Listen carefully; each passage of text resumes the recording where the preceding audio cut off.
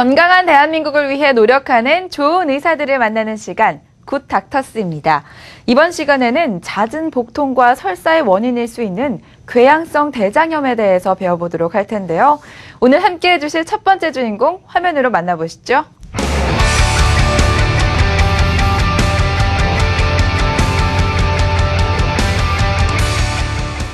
굿 닥터스 궤양성 대장염 편의 첫 번째 주인공 아주대병원 소화기내과의 신성재 교수님 나오셨습니다.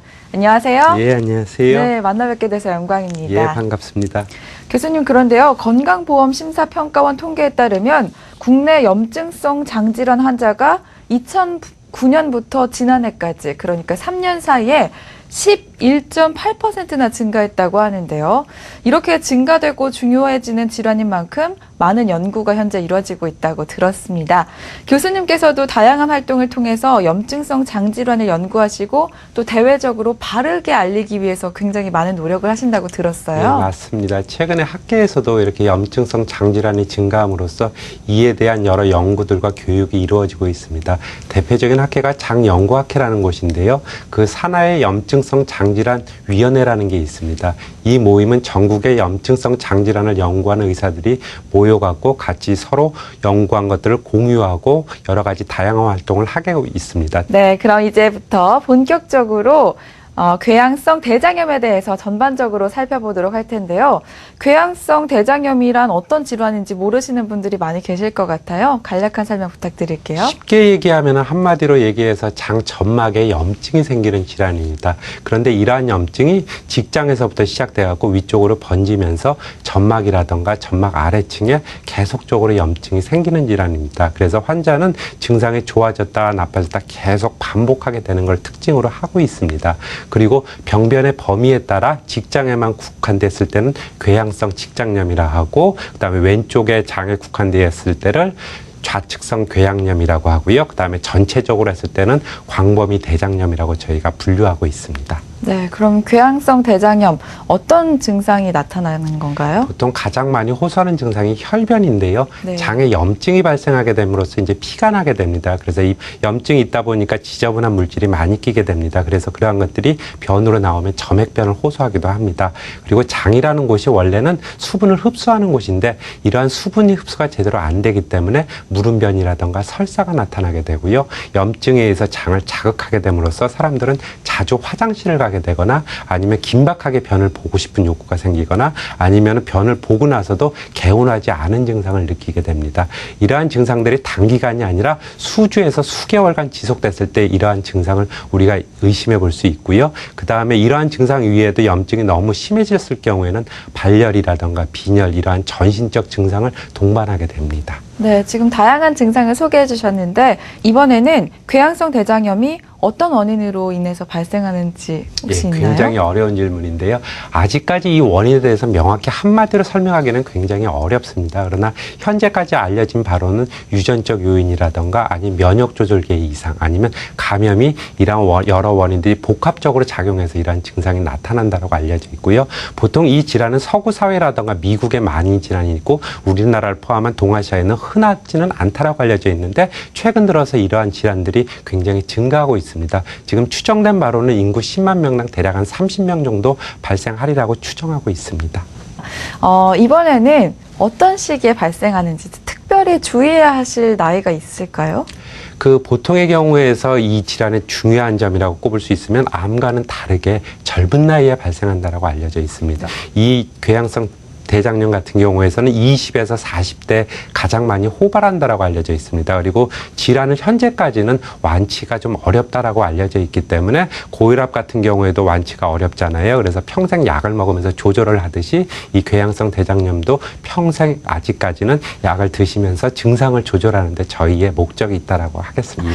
네, 질환이 의심되는 경우에는 어떤 방법으로 진단이 이루어지게 되나요? 진단에서 가장 중요한 거는 대장 내시경입니다. 대장 내시경을 함으로써 저희가 점막에 염증이 정도라던가 범위를 판단하고 있습니다. 그리고 조직 검사를 함으로써 현미경으로 보고 나서 확진을 하게 되는데요. 음화라는 구조가 있습니다. 그 안에 염증 세포가 많이 있는 거를 봄으로써 확진을 하게 되고요. 그 이외의 검사로는 혈액 검사라던가 아니면 염증 수치를 알 수 있는 ESR이라던가 CRP 같은 검사를 해볼 수도 있고 경우에 따라서는 대변 검사도 도움이 되고 있습니다. 그렇다면 합병증엔 어떤 게 있을까요? 가장 흔한 합병증이라면 대량 출혈을 생각해 볼 수가 있습니다. 아무래도 염증이 너무 심해갖고 출혈이 많이 발생할 수 있는데요. 그나마 다행인 것은 출혈 같은 경우는 약물 치료라든가 이런 것들이 많은 부분에서 잘만 되면은 멈추게 되는 경우고요. 드물기는 하지만 저희가 조심해야 될 게 거대 독성 결장증이라는 것이 있습니다. 이것은 쉽게 얘기하면 장의 염증이 너무 심해서 장이 부풀어 오른 건데요. 보통 횡횡결장이 많이 발생을 합니다. 보통 한 지름이 5에서 6cm 이상으로 이렇게 넓게 확장이 되는데요. 이것은 응급 상황이기 때문에 내과적인 약물 치료에 효과가 없을 경우는 경우에 따라서는 응급 수술을 요하는 경우도 있습니다. 그러나 드물기는 하지만 간혹 장에 구멍이 생기는 천공이라던가 장이 좁아지는 협착 같은 증상이 발생해서 장에 막힘 증상이 나타날 수도 있습니다. 교수님께서 치료하셨던 환자분들 중에서도 궤양성 대장염으로 인한 합병증을 겪으셨던 환자분이 있으셨다고 들었습니다. 예, 어떤 제가 경우였나요? 가장 기억에 남는 환자는 28살 드신 산모분이셨습니다. 이분이 산부인과에서 저희 병원 산부인과에서 출산 후에 이제 지속적인 평소에도 설사가 있어서 저희과 의뢰가 됐었는데요. 얘기를 들어보니까 한 10여 년 전부터 10여 차례 설사가 있고 묽은 보시고 간혹 점액변도 보시고 혈변도 있었습니다. 그런데 저희가 검사를 진행을 했는데 염증이 너무 심해갖고 장 입구인 직장서부터 협착이 있어갖고 내시경이 진전 앞으로 나아가는데 굉장한 곤란함을 겪었습니다. 이분은 약 한 달 정도 입원해서 약물 치료를 받았었는데요. 이제 애가 태어나고 나서도 태어나지 못하고 떨어져서 지내다 보니까는 그 환자분께서는 제가 회진 돌 때마다 아기가 보고 싶어서인지 언제쯤 퇴원 가능하냐고 빨리 좀 퇴원 좀 시켜달라고 이렇게 했었었는데 다행히 약물에 대한 반응이 있어서 한 달 후에 퇴원을 했습니다. 이렇게 진단이 되면 중증도를 판단해 치료가 이루어진다고 하는데 궤양성 대장염의 경우 중증도를 판단하는 다른 기준이 있다고요? 저희가 여러 가지 기준이 있는데요. 쉽게 저희가 알아볼 수 있는 거는 환자의 증상 갖고 판단하는 겁니다. 보통의 경우에서는 혈변이라던가 배변 횟수가 증가하게 되는데 그 기준에 따라서 경도, 중등도, 중증으로 나누고 있습니다. 경도는 보통의 경우 배변 횟수가 하루에 4회 이상, 4회 이하, 그리고 혈변이 거의 없거나 어쩌다 한 번씩 나타나는 경우고요. 중증 같은 경우는 변 횟수가 하루에 6회 이상이면서 매번 볼 때마다 다량의 혈변이 매번 나오는 경우입니다. 이때의 경우에서는 일반적으로 발열이라든가 빈혈 같은 전신 증상이 나타날 수도 있기 때문에 때에 따라서는 입원 치료가 필요로 할 수가 있습니다. 그 사이가 중등도라고 이해하시면 될 것 같습니다. 네, 시청자 여러분들도 참고하시길 바라겠고요. 중증도와 함께 환자분들이 지속적으로 주의하셔야 할 사항이 있다고 합니다. 바로 암과 관련된 부분인데요. 궤양성 대장염과 암 발생률 간의 관계가 있다고요? 서구 사회에서는 궤양성 대장염 환자에서 많은 수에서 암 환자가 지금 발생하고 있는 게 현실인데 아직까지는 우리나라에서 이 질환이 널리 알려진 것도 얼마 되지 않았기 때문에 암에 대한 유병률이 정확히 알려져 있지는 않고 아직까지는 낮은 것으로 추정이 됩니다. 그래서 추적 누적 발생 비율이 대략 한 0.5% 정도로 돼 있는 건 됐다고 알려져 있는데요. 보통 이 암은 언제 주로 많이 발생하냐면은 이 질환의 그 병변 범위랑 많은 관련이 있다라고 알려져 있습니다. 그래서 직장에 국한돼 있을 경우에는 상대적으로 암의 발생 비율이 높지는 않다라고 알려져 있고요. 좌측에 국한돼 있을 때는 약 한 3배 정도 증가한다라고 알려져 있고 광범위하게 퍼져 있을 때는 대략적으로 한 15배 정도 증가한다라고 알려져 있습니다. 그래서 증상이 처음 나타나고 나서 8년 내지 10년 정도 지나면은 주기적으로 대장 내시경 검사를 시행을 해갖고 저희가 암이 발생하는지 여부를 빨리 파악하는 게 중요하다라고 생각이 됩니다. 네, 좋은 말씀 감사합니다. 아마 시청자 여러분들께 큰 도움이 되셨을 거라 믿습니다. 마지막으로 시청자 여러분들께 한마디 부탁드립니다.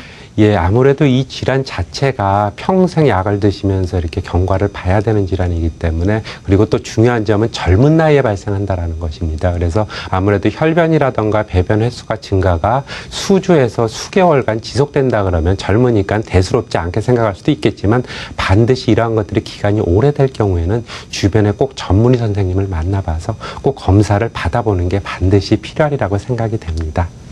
굿 닥터스 궤양성 대장염 편 다음 시간에는 궤양성 대장염 치료법에 대해서 자세히 알아보도록 하겠습니다. 시청해주신 여러분 고맙습니다.